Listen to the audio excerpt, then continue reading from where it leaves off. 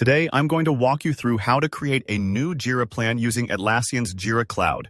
Perfect for anyone wanting to map out projects, coordinate across teams, or sharpen their forecasting, even as we head into 2025. By the end of this tutorial, you'll know exactly how to set up a plan that gives you clear visibility and real control over your work. So let's dive right in.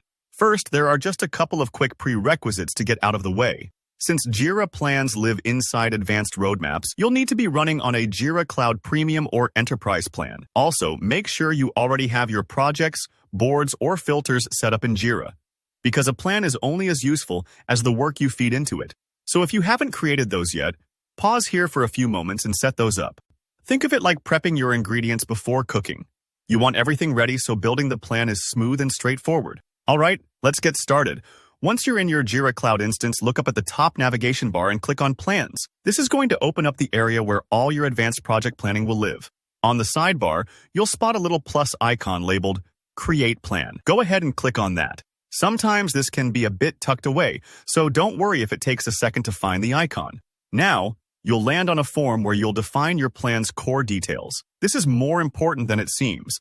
A clear and descriptive plan name will help your team find and reference it easily. Consider using names like Q4 Initiative Roadmap or Mobile App Launch Timeline. Next, you'll set who can access your plan. Choose Open if you want others with permission to view or help edit the plan, or Private if you'd like to keep things visible only to yourself at first and open up access later. This decision really depends on how collaborative your planning process needs to be. Once you're happy with the name and access level, hit Next to continue. Now, you'll select your work or issue sources, which is a crucial step because this choice defines what work actually appears in your plan. You have three options here. If your teams work with Scrum or Kanban boards, pick those boards. This is the most dynamic choice for agile teams, or perhaps your company runs projects in bulk. In that case, select the specific projects you want to include.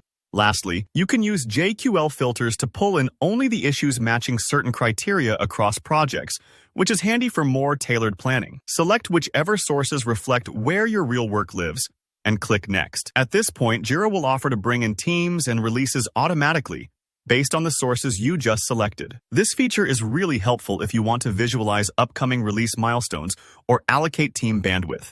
You can accept the suggested settings or tweak them. Maybe you need to add a new team just for this plan or focus on specific release versions for extra clarity. These steps are optional, so if you're just experimenting for now, feel free to skip ahead. Otherwise, configure your teams and releases, then hit Next. Finally, you'll see a review screen showing which issues are about to be pulled into your new plan. Take a moment here to scan the list and filter out anything that doesn't belong. No one wants stray tasks cluttering their big picture roadmap. If everything looks right, click Create. And just like that, Jira will generate a fresh visual timeline of all your planned work. And that's it. Your new Jira plan is ready to help you stay organized, anticipate challenges, and keep everyone on the same page. If you found this walkthrough helpful, go ahead and hit that like button. Got questions or need clarification on a specific step? Drop a comment below. I love helping out. And if you want more tips on mastering Jira and Atlassian tools, don't forget to subscribe so you never miss a tutorial. Thanks for watching and happy planning.